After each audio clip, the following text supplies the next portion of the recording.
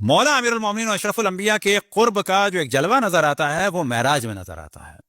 البتہ ذہن میں رہے کہ معراج کے بارے میں جو ہمارے عقیدے ہیں وہ نہیں ہے جو ہمارے دیگر مذاہب اسلامی کے ہیں کہ وہ سوتے رہ گئے روح چلی گئی، نہ، ہمارا عقیدہ ہے روح اور جسم دونوں کی معراج ہے، جسے کہا جاتا ہے علم کلام میں معراج جسمانی، نہ کہ خواب کی معراج۔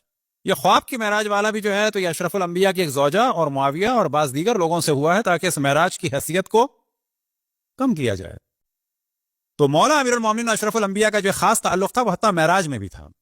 لہذا معراج کے ایک موضوع کو ہم ڈسکس کرتے ہیں، اور وہ موضوع کیا ہے پہلے اختصار کے ساتھ بیان کریں پھر تفصیل کے ساتھ، اور جو اس کے ارد گرد اعتراضات ذہن میں آ سکتے ہیں اس کو بیان کریں۔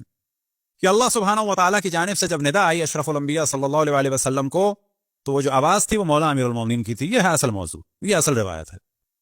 اب ہم اس کو اتنا پڑھ کے چلے جائیں کافی ہے جو مجلس کا ہمارے طریقہ ہے، لیکن اس کے بعد اب درجنوں سوال ذہن میں آ سکتے ہیں۔ لہذا پہلی بات یہ ہے کہ اللہ سبحانہ و تعالیٰ کی کوئی آواز نہیں ہے۔ جو ہمارے یہاں بحث ہے کہ اللہ کی کوئی اپنی آواز نہیں ہے، بلکہ اللہ آواز کو خلق فرماتا ہے، کہ جس کی ایک مثال دی جاتی ہے کہ جب حضرت موسیٰ علیہ السلام گئے درخت کے پاس، جب بیابان میں تھے تو درخت سے آواز آئی تھی انی انا اللہ، لیکن وہ آواز اللہ کی نہیں تھی۔ اس کے بارے میں علم کلام میں یہ کہ اللہ سبحانہ و تعالیٰ نے آواز خلق کی تھی، لیکن جب ان سے بات کی، فرض کریں کہ ہبرو میں بات کی یا اشرف الانبیاء سے عربی میں بات کی، تو وہ آواز جو ہے اللہ کی اپنی تو نہیں تھی۔ اللہ سبحانہ و تعالیٰ نے خلق فرمائی، لیکن وہ آواز انسان جیسی تھی کہ نہیں تھی؟ انسان جیسی تھی۔ اب وہ آواز کسی بھی انسان کی ہو سکتی ہے کہ نہیں ہو سکتی؟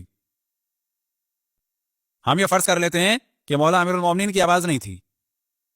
بابا جب انسان کی آواز ہے کسی بھی انسان کی تو ہوگی۔ اس وقت کے 7 ارب میں سے کسی سے ملتی ہوگی کہ نہیں ملتی ہوگی؟ فرض کی بات ہے، تو کیا شرک ہو جائے گا؟ شرک اس میں کہاں سے آیا؟ شرک کہاں سے آیا اس میں؟ تو پہلی بات یہ ہے کہ اللہ کی اپنی کوئی آواز نہیں ہے، اللہ سبحانہ و تعالیٰ آواز کا خالق ہے۔ اب جو اصل روایت ہے وہ آپ کے سامنے پڑھ کے سناتے ہیں کہ سئل رسول اللہ صلی اللہ علیہ وآلہ وسلم بأی لغت خاطبک ربک لیلۃ المعراج، کہ اللہ سبحانہ و تعالیٰ نے آپ سے کس لہجے میں یا کس آواز میں یا کس لغت میں بات کی۔ نارمل سے سوال ہے، باقی سوال تو ہو سکتا ہے جب اشرف الانبیاء فرمائیں گے کہ اللہ نے مجھ سے یہ فرمایا، تو فرمانے کے بعد حق ہے پوچھنے کا کہ نہیں ہے؟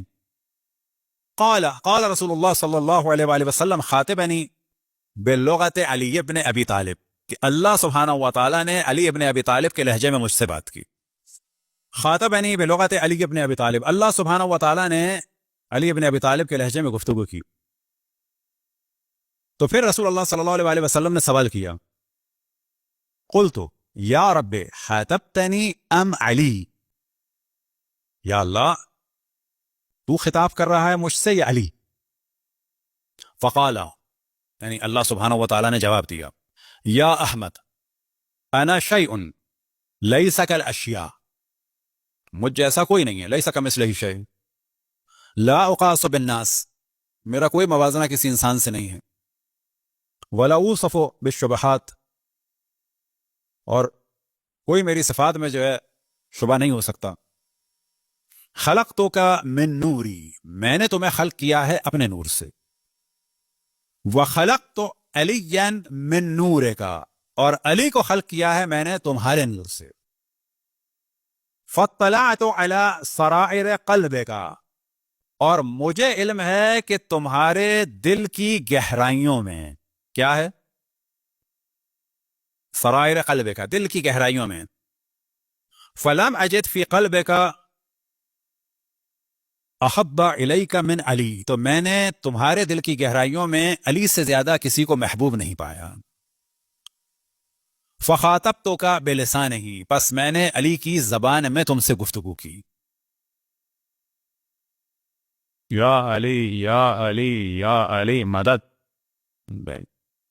کیما یطمئن قلبک، تاکہ تمہارے قلب کو اطمینان ہو۔